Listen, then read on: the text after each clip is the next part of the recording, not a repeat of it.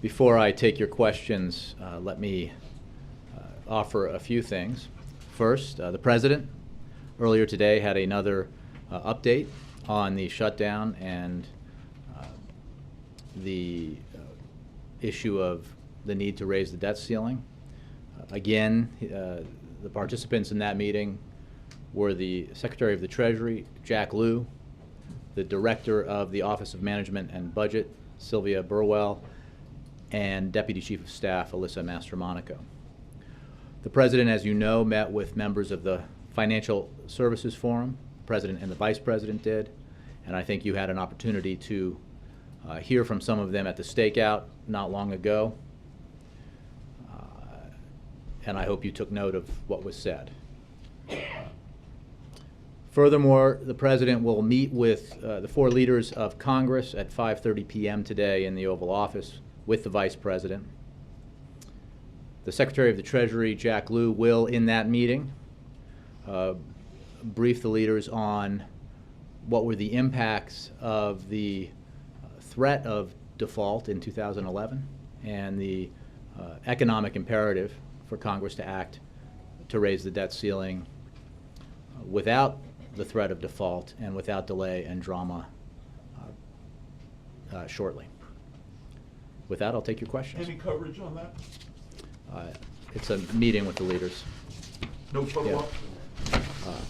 I don't have anything for you on that, Maura. Thanks, Jay. The meeting today, is that something we should be looking at as a negotiation on the government shutdown, or is this more about the President gathering these leaders in the Oval Office to just tell them what we've heard from him publicly over the past few days? I think I can answer your question this way. A negotiation, in the Washington sense, traditionally implies give and take, trade-offs, demands. If you give me this, I'll take that. I'll give you that. The President's approach from the beginning in this is that he's asking for nothing. Nothing from Republicans. He is attaching 0 demands to the general proposition that Congress should simply open the government. Keep it open. He's asking for nothing. He is making no demands. He is attaching no partisan strings to his request that Congress fulfill its responsibility to ensure that the United States does not default on its obligations for the first time in our long history. So in that sense, no, the President is not going to sit down and start asking for puts and takes. He's not going to engage in that kind of negotiation because he does not want to hold or have held the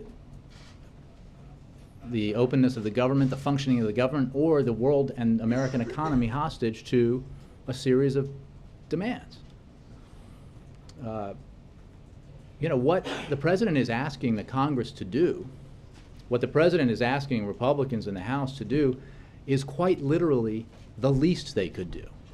He is asking them to extend funding at the levels set in the previous fiscal year to keep the government open.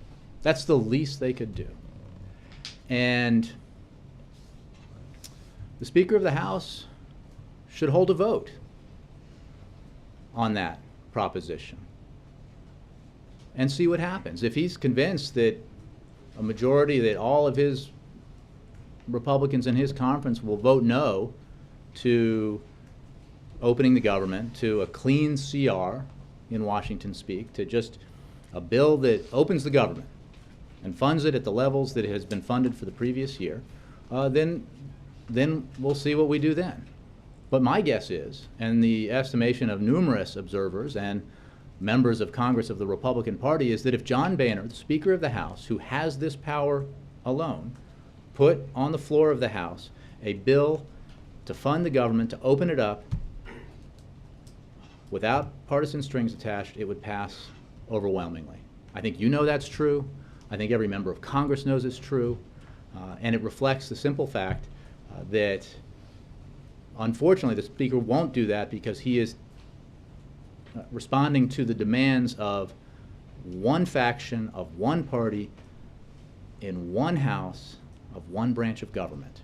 And everyone is paying the price of that decision.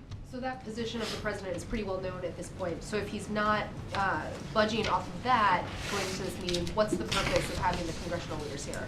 Look, the president said, and he is true to his word, that he would be having conversations with the leaders of the Congress about the essential need to keep the government open, or now in this case to reopen the government, and to ensure that we do not default. And he will have that conversation. And we all realize this has put the Republicans, they've gotten themselves in a box here in the House, and it's put them in a difficult position, and they're under a lot of pressure, a lot of it applied by Republicans. And there's a simple way out. Do the Democratic thing. Pass a bill. See if it can win a majority. Put a bill on the floor, see if a majority votes yes. Be surprised and delighted by the fact that a number of your own Republicans would vote yes. By some estimates, quite a number of them. Take that as a win and move on. And then we can ensure that the government doesn't, that the economy doesn't default, the United States doesn't default. We raise the debt ceiling in an orderly fashion without drama and delay, and then we can go about debating and discussing and negotiating our budget priorities. How do we move forward? How do we fund the government in a way that assures that our economy continues to grow, that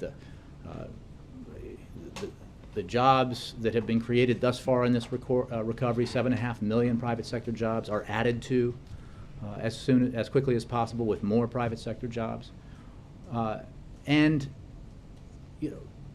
put to votes different propositions about how we should do that. Have negotiations, discussions, put it to a vote. But do not, it is profoundly undemocratic for one faction of one party to say, I didn't get what I wanted through the normal legislative process. I didn't get what I wanted through the Supreme Court. I didn't get what I wanted when the American people nationally voted, and so I will therefore hold the government hostage and the economy hostage in order to achieve my aims. I don't think that's good for our democracy, and it's certainly not good for our economy. And I think you heard Lloyd Blankfein, who's the head of the Financial Services Forum, say that you cannot use U.S. obligations to repay its debt as a cudgel. And there's a consensus. This is, again, quoting him based on reports I've seen. I was not out at the stakeout, but there's a consensus that we shouldn't do anything to hurt this recovery. And that's a consensus among CEOs who might not otherwise all agree politically with the president, because this shouldn't be about partisan politics. We keep the government open, we pay our bills. Yes. Move on to the Asia trip. Come on, it was presented. Just getting started. You'll have plenty of other opportunities, I'm sure. The cancellation of the 2 stops was presented as sort of a logistical decision. Mm-hmm. And I'm wondering if there's also any concern here about just the optics of having the president be abroad during a shutdown, and when the final decision on the Indonesia and Brunei legs needs to be made by. Well, you're right that it was a logistical decision related to the shutdown, and it was because of where assets were and people were, and the fact that they had not been deployed to those 2 countries which were scheduled to be at the back end of the trip, and therefore because of the shutdown it made it logistically necessary to cancel those 2 stops. We had assets and personnel in the first 2 countries, and as of now we continue to intend to have the president make those make that trip, because it is important. It is make that trip whether or not the government is shut down. Look, we think. Well, again, I'm not going to spin ahead to Saturday, and we'll obviously evaluate this as each day goes by. If the Speaker were to do what I just talked about, the government would be up and running by dinner time. So there remains the opportunity here for that hypothetical to be moot. And we hope that it is, because, you know, it's an important responsibility of a president to travel and conduct foreign policy, to conduct discussions about economic growth and investment in the United States, in our economy that creates jobs. You know, the two summits that are taking place in Indonesia and Brunei, you know, offer opportunities, both economic opportunities and security opportunities to the United States.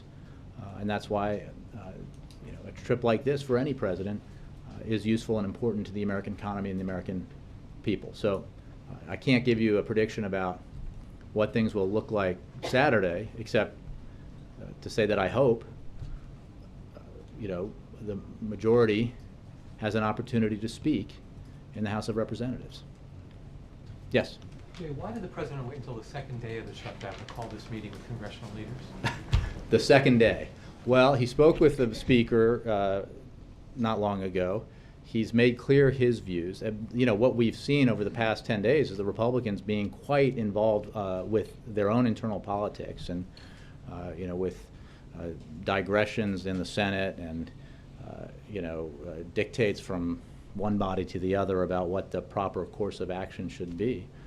And you know, the president, again, has had discussions with leaders. He looks forward to the discussion today. But unfortunately, as I mentioned yesterday, he does not, despite the awesome power and responsibility of the presidency of the United States, have the power to order up a simple vote to see if it gets a majority on the floor of the House of Representatives. That is a power that the Speaker of the House has in our democracy, and he should exercise it. And I think he would be surprised by, based on reports from Republicans, what the outcome would be. He might even be able to claim he got a majority of his majority, or something close to it. So we won't know unless he does it. What we're absolutely sure would happen is that a majority of the House of Representatives would vote to open the government in 5 minutes if given the opportunity. Jay, if the president was willing to let the government shut down in response to House Republican demands to alter the Affordable Care Act, would he be willing to let the country go into default instead of? Mark, I completely have to dispute the way you frame that question. He's not willing. He is not the party to this that is making extraneous partisan demands. He's asking for nothing from the Republicans. He thinks it would be wrong. As I said the other day, he could, if he were playing that game, that small game, that game that does not look at the interests of the United States but looks at partisan interests, he would attach. He'd say, you know what, we need to. This is my opportunity, even though I haven't built a consensus yet for it, to you know, eliminate, for example, the subsidies for oil and gas companies that taxpayers pay. You know that's been something he thinks is the right thing to do. He knows that. You know that that's something he's asked Congress to vote on. You know that's something that Republicans have rejected and successfully prevented from becoming law that he could sign. But if he took the Republican tactic and basically tried to circumvent normal democratic process here, he would say, I'm not going to open the government. You know, I would refuse to sign a clean. I wouldn't sign a clean CR. I would only sign it if it had my partisan demands attached to it, or my personal principled demands attached to it. But he won't do that. He will not play the game that Republicans are playing, which is a game that has as its principal victims hardworking Americans who are home now, wondering when they get to go back to work, wondering if they'll ever get paid for this time off, and then even more frightening, you know, folks out there, including the CEOs who were here today, wondering what the world economy and the American economy would look like if we defaulted for the first time. Because we know one thing, it would not look pretty. The impacts would be catastrophic, according to the IMF and others. But since it's never happened, we don't know quite how catastrophic it would be. And we do not want to, and we should not even contemplate trying to find out. On the Asia trip, would the president not go if the government is still shut down? What would cause him to either decide? Well, as I said to Julie, we don't believe that's a decision that needs to be made now. That's speculation, as there's an opportunity for the House Speaker to place on the floor now, hold a vote, see how the majority responds, see how the majority votes, and if it, as we expect, votes to open the government without partisan strings attached, then your question is answered. So we'll see. Maura. I just have a question. Up until now, you've said the president is willing to negotiate on the budget, and he's even willing to entertain ideas for improving the Affordable Care Act. Mhm. Why shouldn't we see these talks as that kind of negotiation as opposed to negotiating on the things you don't want to negotiate? Because they're not about that. He will not negotiate. He will not offer concessions to Republicans in exchange for not tanking the economy. I No, understand that. so today's meeting is about the need to open the government and the need to ensure that we do not default. And the president's made clear that he will, that he is happy and willing, as he has been all year long, to engage in serious conversations and negotiations with Republican lawmakers who want to find common ground on our budget challenges. Absolutely willing to. What he is not willing to do is negotiate under the threat of default or under the threat of continuing to shut down the government.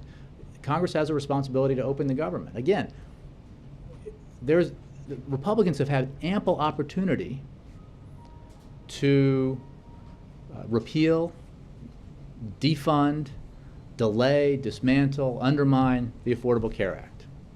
Ample opportunity, and they have taken advantage of that opportunity and voted, I've lost count, 40 plus times.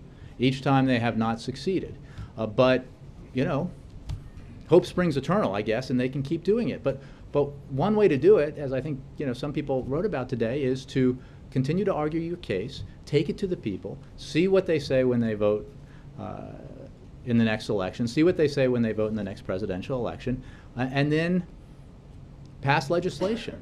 But just because you can't get what you want through the American democratic process doesn't mean you should subvert that process to achieve what you want. When you're a minority within one party in one house of one branch of government, it's just wrong. It's bad. The American people don't deserve this. But the serious conversations that you're willing to have, is that what's going to happen today, or does No, a plea and CR have to be passed before those serious conversations can begin? Okay. Correct. The Plea president is CR not going to have to be passed negotiate first. about Okay. you know, how we can come to an agreement on our budget challenges, how we can come to an agreement about funding necessary priorities to ensure that we grow our economy and ensure that the middle class is protected and expanding, ensure that our kids are getting the best education possible, and then ensure that we reduce our deficit in a responsible way, as we have been doing, by the way, since President Obama took office. You know, the president has been willing to do that all year long, and he has reached out, as you guys reported on repeatedly, to Republicans who have been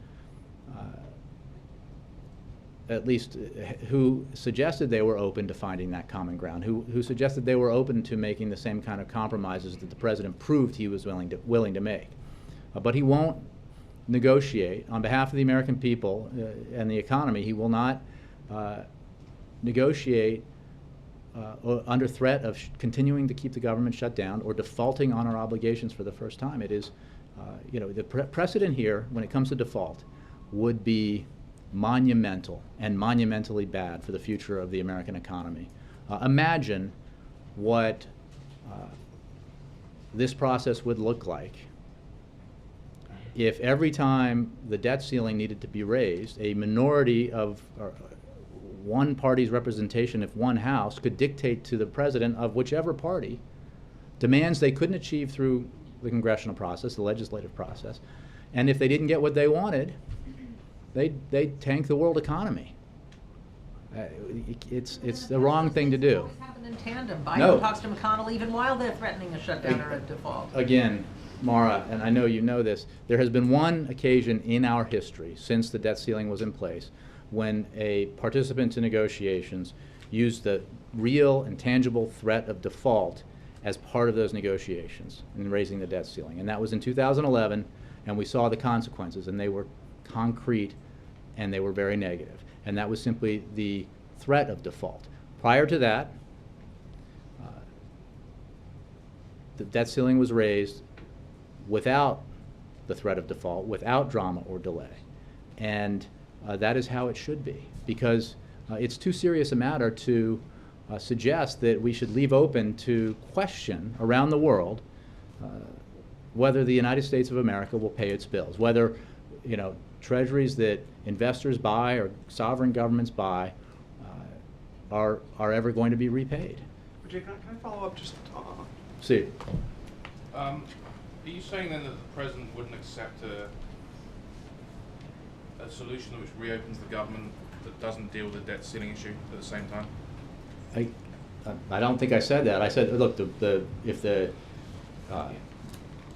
House voted today, if John Boehner decided to let the majority speak and vote and be heard, and they voted today to open the government, as I'm sure they would, then they ought to move very quickly to ensure that the debt ceiling was raised without drama and delay. Our position has not been to negotiate the mechanics by which they do it. They should just do it without making any threats and without attaching partisan demands to it. Do you remember anything on these U.S. diplomats who were expelled from Venezuela? Supposedly meeting I do. First of all, we completely reject the Venezuelan government's allegations that U.S. diplomats were in any way involved in some type of conspiracy to destabilize the Venezuelan government. Our officials were conducting normal diplomatic engagement, and as we've said many times, we maintain regular contact with people across the Venezuelan political spectrum. This action by the Venezuelan government is clearly an effort to distract from its domestic problems and is not a serious way for a country to conduct its foreign policy. As the State Department has said, the United States has taken reciprocal action by declaring 3 Venezuelan officials persona non grata, including the Venezuelan charge d'affaires and a second secretary at their embassy here in Washington, and the Venezuelan consul in Houston. I'd refer you to the State Department for further details about the actions we've taken.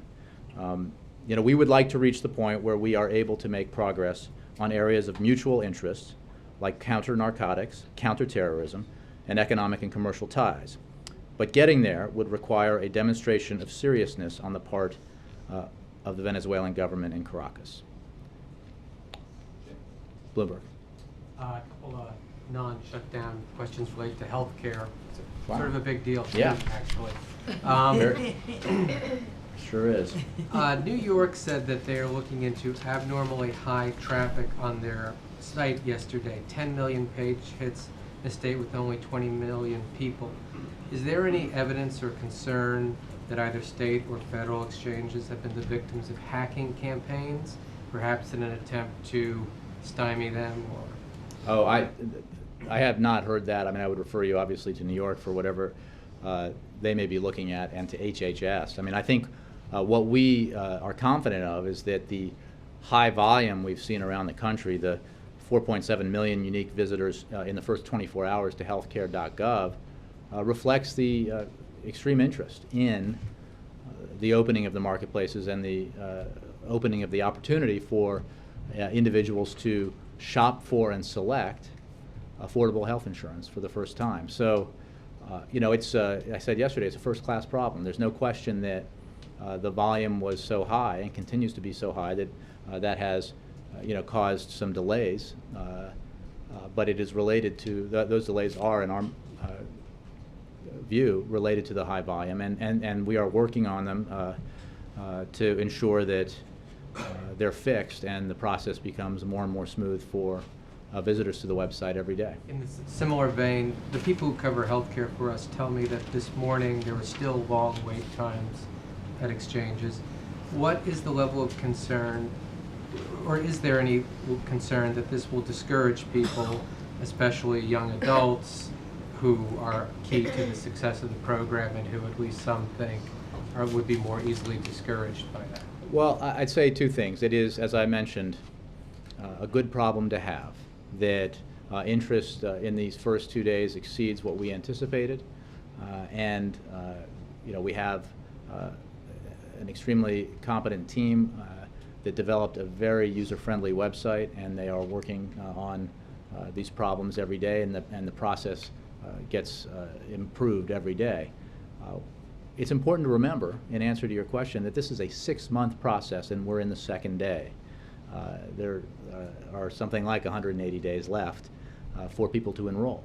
And anybody who experienced difficulties or delays in getting on the site yesterday or browsing or enrolling should know that they can enroll any time from today through December and still have their insurance kick in on January 1st. That's the earliest that insurance will kick in. So for these first several months, when people enroll, they are enrolling for the opportunity to have their insurance available on January 1st.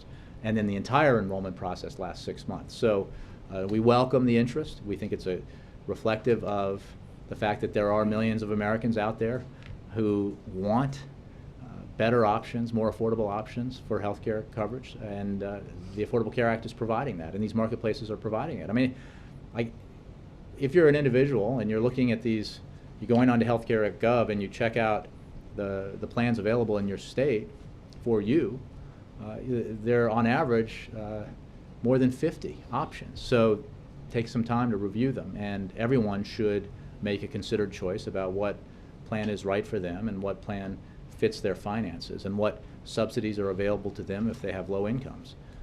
That's how the process is supposed to work. And I think it's worth noting that this is what, at least putatively, this fight is about, right? Shut down the government, they say, the House Republicans, if you don't deprive these 4.7 million Americans who at least had an interest in healthcare.gov in the first 24 hours, and the millions of Americans who have the opportunity to purchase affordable health insurance for the first time, of that opportunity. That's their position. And this has been litigated and debated. I saw one well-known senator of the Republican Party who said, Obamacare hasn't been debated. I don't know where he was when this debate went on for months on Capitol Hill. And it has, since passage, of course, continued and been the subject of election debates and legislative actions and judicial actions and Supreme Court action. So I think it's been debated. And it is certainly entirely appropriate and fine with the President and the rest of us if opponents of Obamacare want to continue to press their case through the normal legislative process. And that's how our democracy works. You take a position, you try to get that position adopted by as many people as you can in your legislative body, and you see if you can succeed in changing the law. And if you can't, you go back to the drawing board. You can try to continue to build support for it. And then you have more elections, and you try to have more people who see it your way elected, and then you try to have a president who sees it your way elected. That's how it works. But just because you didn't get what you wanted at the polls, and you didn't get what you want out of Congress, and you didn't get what you want out of the Supreme Court, it is not the right thing to do to then say, well, then because I have this unique power and influence over my speaker, I'm going to tank the economy. I'm going to shut down the government. That's what they're arguing. That's their position, and that's why there is so much heat on Republicans now. That's why so much of the story we're seeing now is Republicans saying this is bad for the American people, bad for the middle class, bad for the economy, and bad for the Republican Party. Kristen. Jay, thanks. Going back to this meeting, if the president's not going to negotiate, as you have said, what will he say or what can he say today during this meeting to move this process forward and try to break this stalemate? He will, I'm sure, express what I have just expressed, which is his concern about the impacts of a shutdown, his concern about the devastating impacts of even the threat of default and the catastrophic impacts of default itself. And he will, I think, ask the leaders to consider the fact that he's making no demands of them in this process. He's attaching no demands to any proposed legislation that would open the government at current levels. Like these are not levels that the president set or that the president asked for. These are current levels of spending, no increases, and then he's asking for the Congress to simply authorize the Treasury to pay the bills that the Congress has already charged. I mean, this would be like on default, and I've thought about this a lot lately. you make a purchase on your credit card, the moment you do that, because you have a contract with the credit card company, you have incurred debt.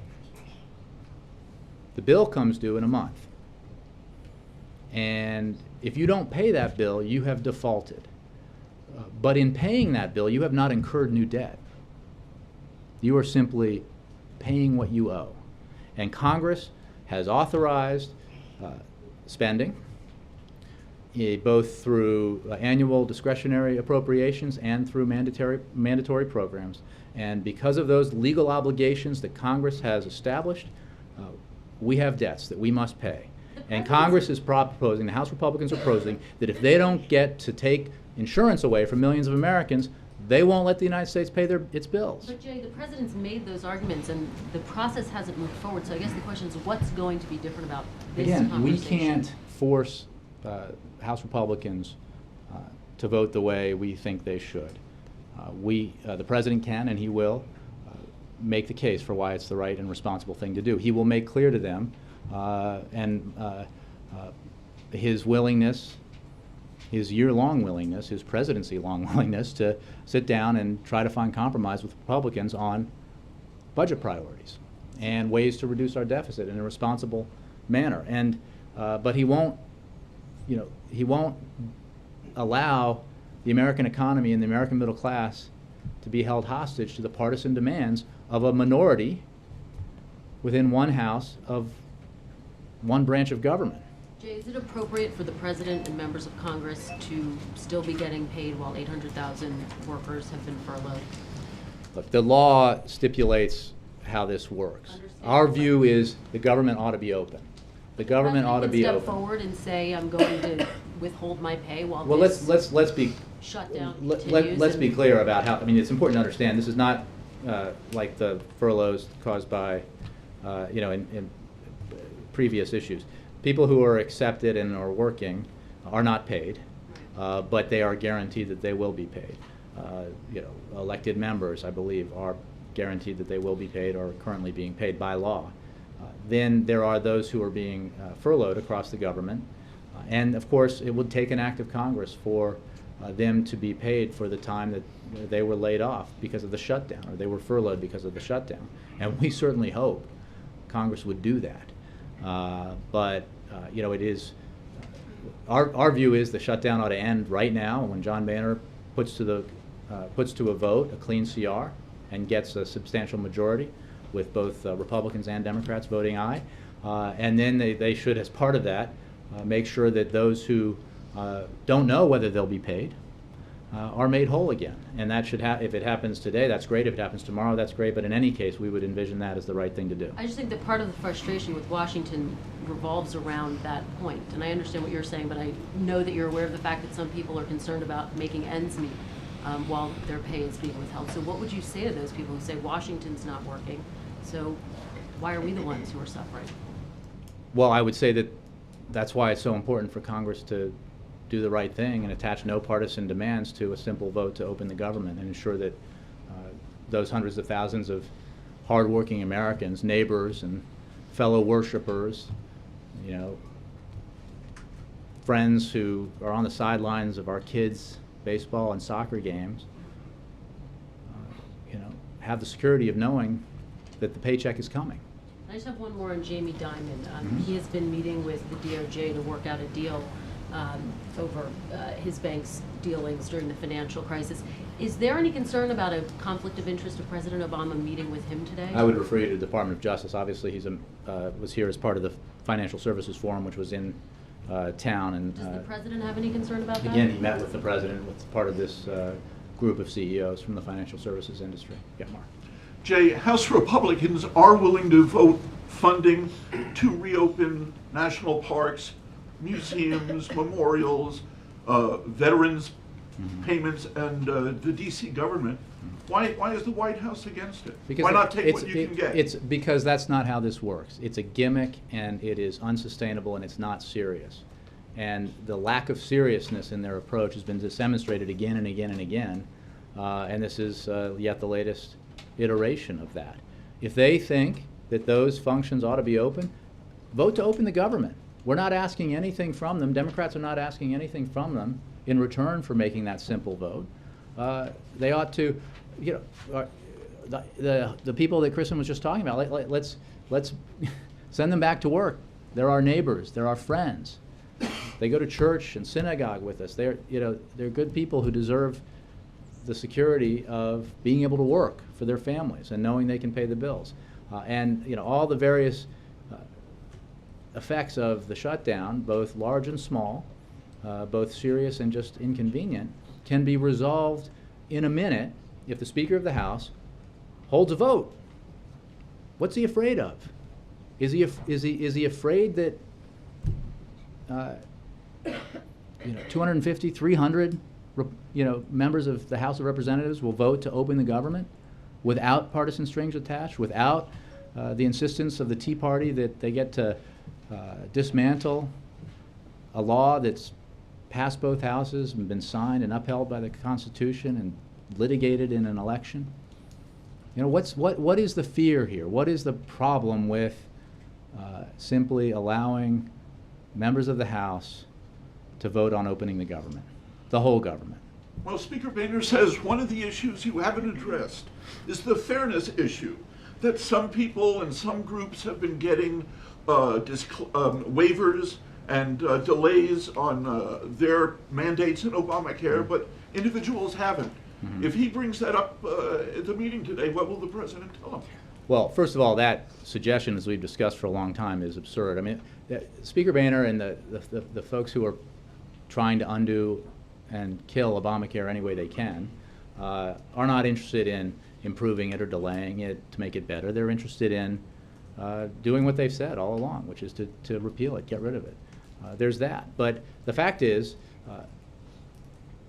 the Affordable Care Act is here to stay. It is being implemented as we speak. For the past 3 years, the benefits of the Affordable Care Act have already been felt by millions of Americans, by seniors, by families who have their kids up to the age of 26 now on their insurance policies, by millions of Americans who have gotten rebates from insurance companies because of the provision within the Affordable Care Act that makes it the law that these insurance companies spend a certain percentage of those premiums on health care and not on CEO salaries and advertising and other administrative costs. So, you know that's a ruse. We know that's a ruse. The president is certainly interested in having discussions about how to improve the Affordable Care Act to make it better as it provides insurance options for the first time to millions of Americans. But the call to delay the individual responsibility provision, the individual mandate, that's an attempt to get rid of Obamacare, because everyone knows, who knows anything about how the system works, that provision is essential to ensuring that every member in your family who has a pre-existing condition cannot be told by the insurance companies that they're out of luck. Remember the consequences of this policy position, and we can debate it, and we should, in elections and on the floor of the House and Senate through the normal means. But it is completely inappropriate to try to get what you could not get through the normal democratic process by threatening the faith and credit of the United States or threatening to keep the government shut down. Jay, did you not open the door, though, to that piecemeal approach that Mark is referring to when the president signed into law allowing men and women in uniform to be paid while this happens? Now the Republicans are saying, well, then why not also pay out veteran benefits and other things? You did open the door at least a little bit to some people being paid. The president believes, as obviously virtually everyone in Congress believes, that our men and women in uniform need the reassurance that we here in Washington have their backs, and just like they have ours. And that is why he signed that bill. There is no question that there are problems created by the government being shut down. There is no question that there are inconveniences and real hardship. And if Republicans are sincerely concerned about those problems, they have an option here, which is to vote to open the government. Full stop. Just do it. Don't, the theatrics and the gimmicks only cause delay. When the option is available to put a simple bill on the floor that keeps the government open at spending levels set in the previous fiscal year. So they didn't shut the government down over those spending levels a week ago. They didn't say a month ago, this is unacceptable, we're shutting it down. So why this week?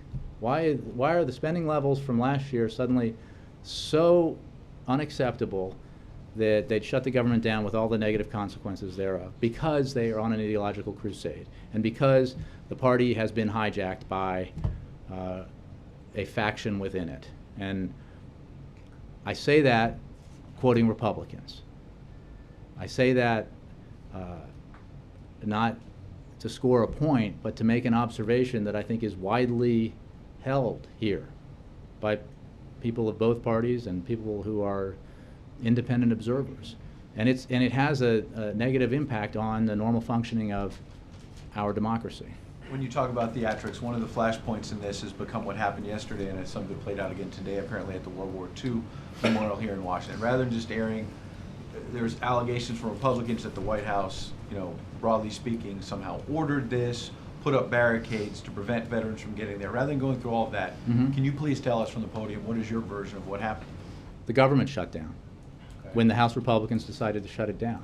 And And every House Republican who has decried any impact from this shutdown, as if they were surprised that it would happen, clearly didn't pay attention when every agency of the federal government posted on their websites on Friday what would happen if the government were shut down, including the closing of national memorials and national parks.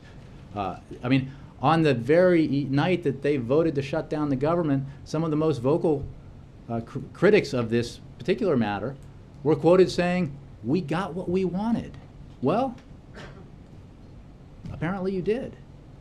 Look, we honor our World War II veterans, and I would point you to the decisions made and the actions being taken by the Department of the Interior and the National Park Service to ensure that these honor flight participants are able to have access to that memorial.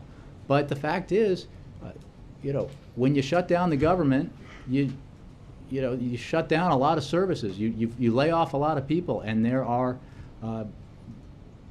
bad consequences to that. So if any member of Congress who got in front of a television camera to try to get some attention on this issue spent half that time on the floor of the House voting to open the government, we wouldn't have a problem. So can you explain, are there some, the honor veterans, are they now allowed to see the memorial? You said there are accommodations being made.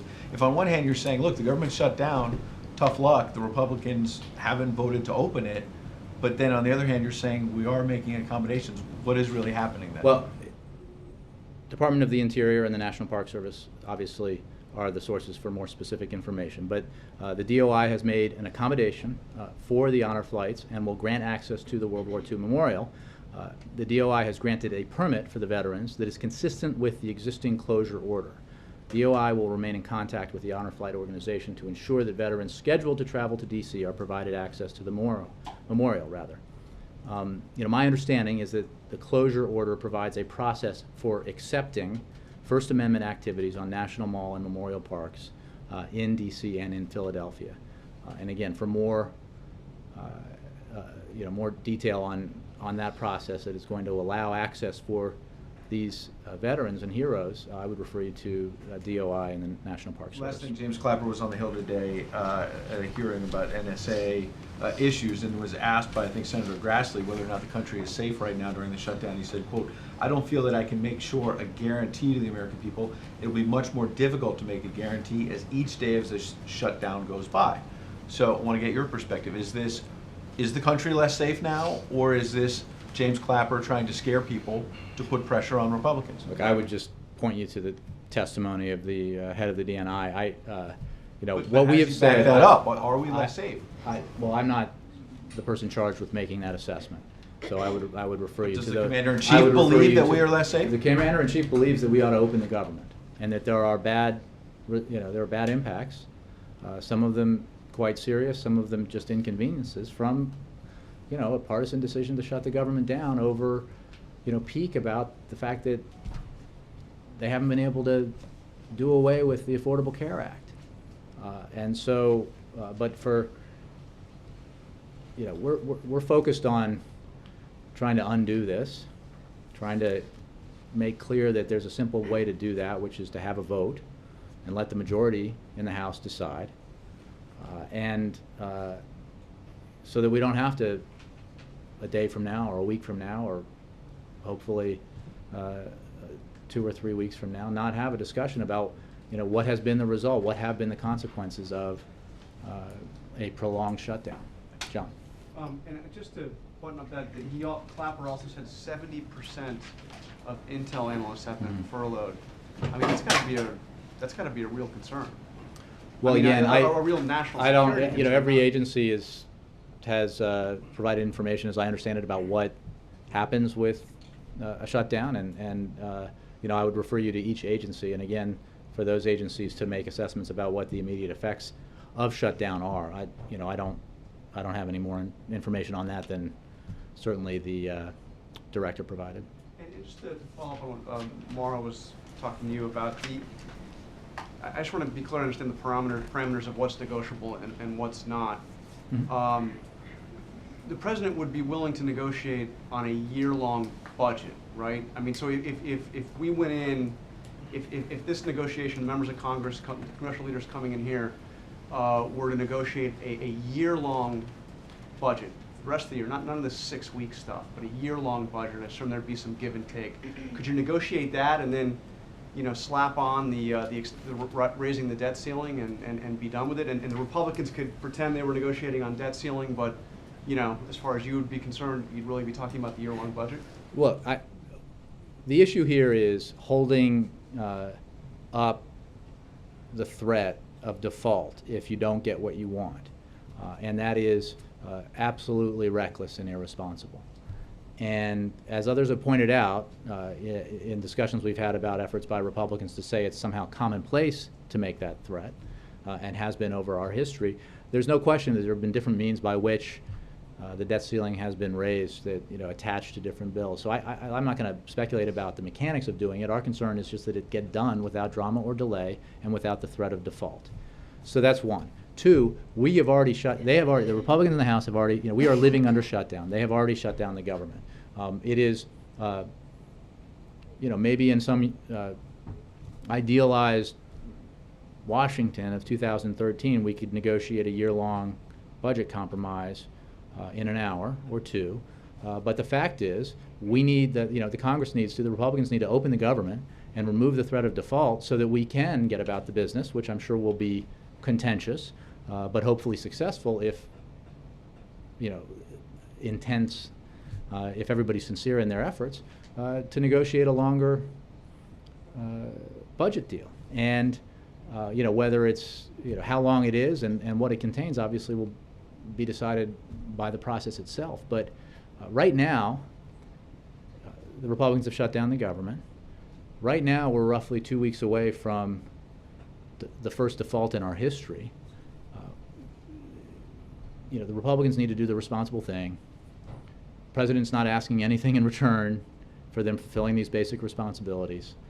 And then we can, and the President looks forward to, you know, having discussions and debates and negotiations about how we move forward. If they agree to do this 6-week deal, I mean, you're going to be right back where we are now in 6 weeks. I mean, doesn't it make sense to say, okay, let's do it all right now, let's do a year-long budget?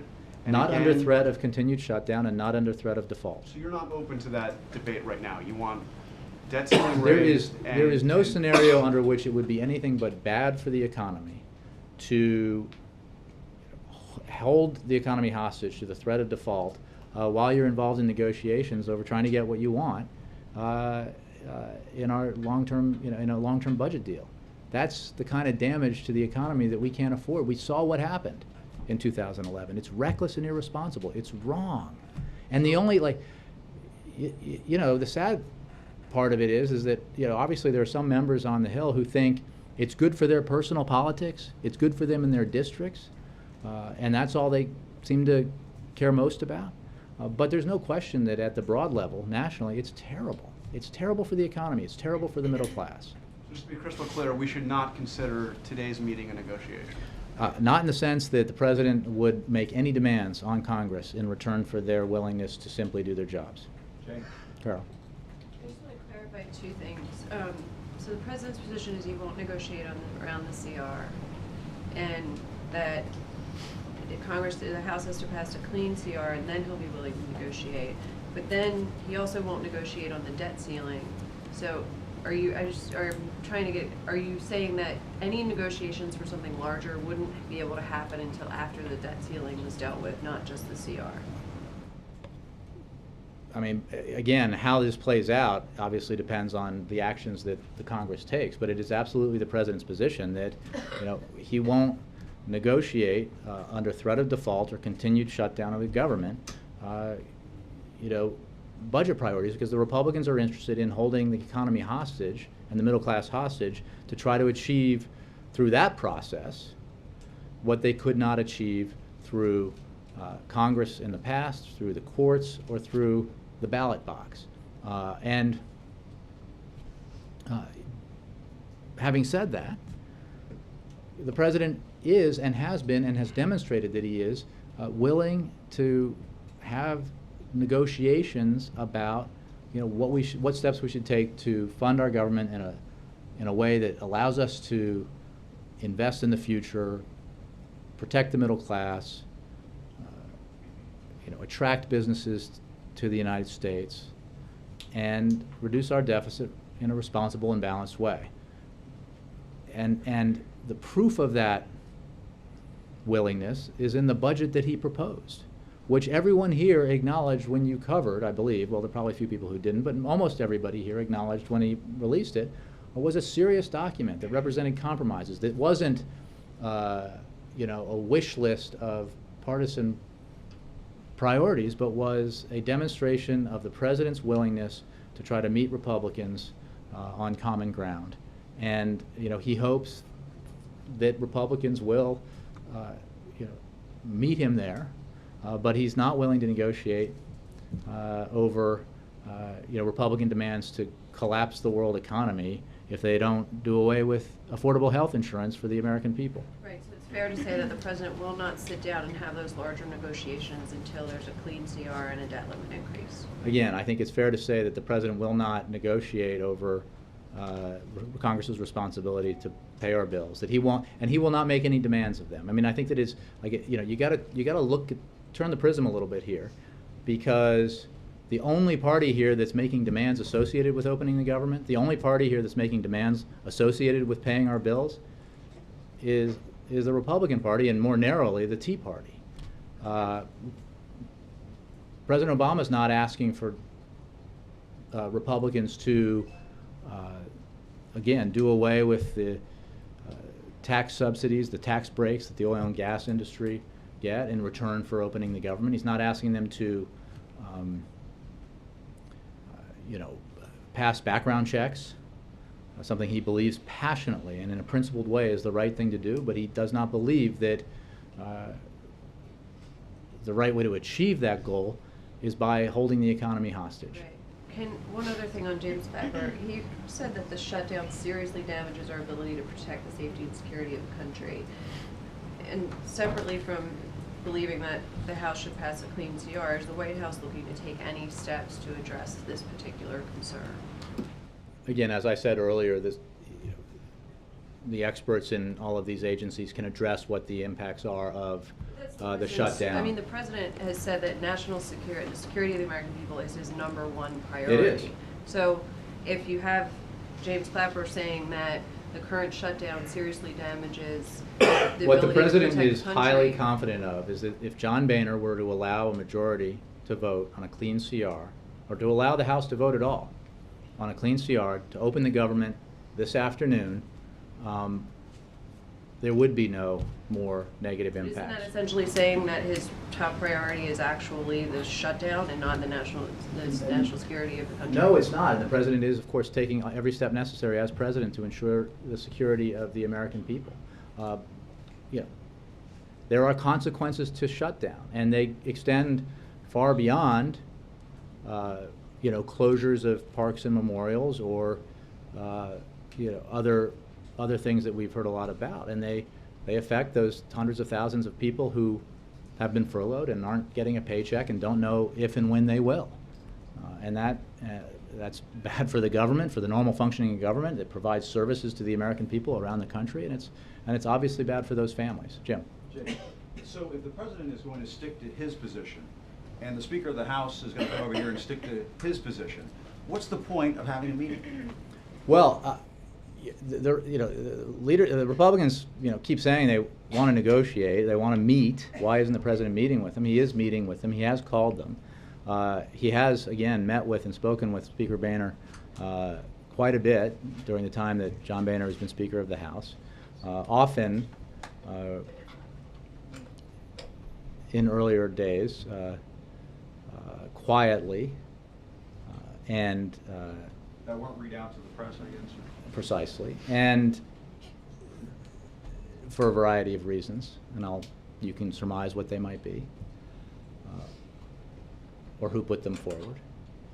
But the fact of the matter is, this is not about taking, the president's only position is that the government ought to be open. The president's only position is that the full faith and credit of the United States must be maintained. He's not asking the Republicans for anything in return for them doing their jobs. He's not attaching any partisan or personal agenda item to that responsibility. And so when it's like the position the Republicans have had, and it was articulated by the Speaker at one point earlier this week, is that, give us what we want or we'll shut down the government. And you can't, the opposite is not true. The president hasn't asked for anything. And it's not a concession to the President of the United States, regardless of his or her party, to open the government. It's not a concession to the President of the United States, whether he or she is a Republican or a Democrat, to pay our bills and not default and not, trash our economy. That's not a concession. And is it possible that what we might see happen over the next week or so is that essentially a continuing resolution will be packaged together with an increase to the debt ceiling? I mean, is that sort of the deal that potentially could happen in the coming days? Is that something that might be discussed this afternoon? Again, I'm not it's going to speculate about how Congress goes about ensuring that we don't default, except to say that they have to get about the business of ensuring that we don't default. Does that sound like a good thing to the president, though? Something like that? Again, I'm not going to, again, the mechanics of how they do the right thing, I'll leave to them as long as they do the right thing. And the right thing is not to threaten default. And to follow Kristen's question about the president's pay, the Attorney General, Eric Holder, said he would cut his own pay earlier this week. Why doesn't the president just do the same? Again, obviously individuals can make decisions, and I don't have anything for you on the president at this time, but I think it's important to understand that when the shutdown happens, there are accepted employees who have to work, and they are guaranteed in the future that they'll be paid for that work. And then there are those who are furloughed, and they will not ever get paid unless Congress acts to, for the time that they were furloughed, unless Congress acts, as I understand it, unless Congress acts, as it has in the past, in previous shutdowns, I believe, to make them whole. But so it's a little different from, for example, because of the sequester and the furloughs associated with that, where people who were accepted and had to work but took pay cuts that were mandated as part of that. And on the Asia trip, just very quickly, the President and President Putin, who will be out in Asia for this trip as well, in Bali for that summit, I was just curious, the President and President Putin have had this sort of almost debate over American exceptionalism in recent weeks. What does it say about American exceptionalism? The President goes overseas while the government is shut down and is at the risk of defaulting on its debts. Again, the government is shut down today by a simple decision of the Speaker of the House to allow the House to vote to open the government. It could be open tomorrow. So, you're throwing out a hypothetical that we don't know will come to pass. And as I said earlier in answering questions about the President's trip and the scheduling changes to it, we'll evaluate the rest of the trip that's still on the schedule as each day goes by. Thanks, Jay. David, last one. A couple on immigration. The White House endorsed the Senate's comprehensive immigration bill. As we all know, you've been urging Speaker Boehner to bring that forward for a vote and saying it would pass if it was voted on the House floor.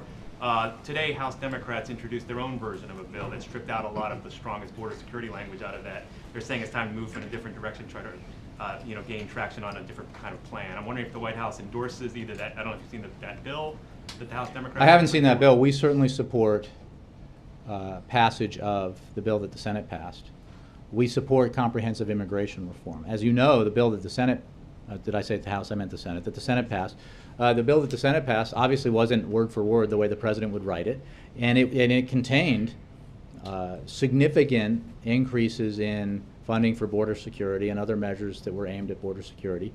So much so that I think John McCain at the time said, Senator John McCain, Republican of Arizona, at the time said that anybody who is opposing this bill on the argument that it doesn't address the issue of border security is not being sincere. And I'm paraphrasing because it's been a long time since I've seen the quote, but I think he would accept that paraphrase because the Senate bill does address in substantial way border security and builds on the enormous strides that we've made in the last 5 years on border security. Again, I don't have But specific. House Democrats seem to be saying, that's dead here. We got to try something else. Do you endorse that idea? Well, Do you have to again, file things I in the don't. House? I think that it is up.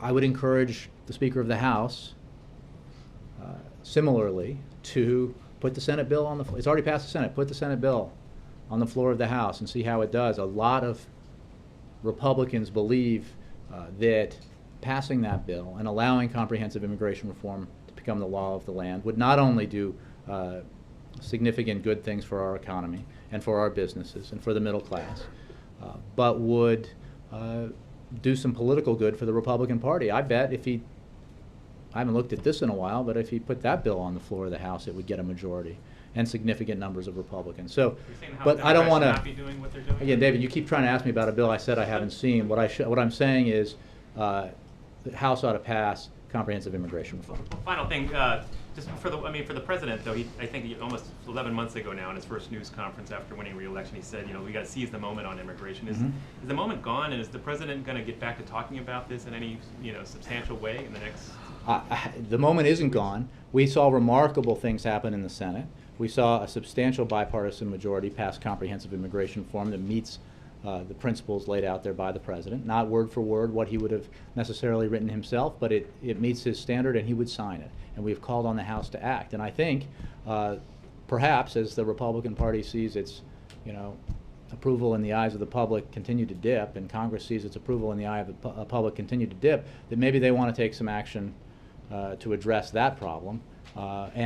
Once they go about the business of reopening the government, and once they make sure that we will not default in a responsible way without drama and delay, they could take up comprehensive immigration reform and do themselves some good. Thanks very much. Anyone beyond the first two rows?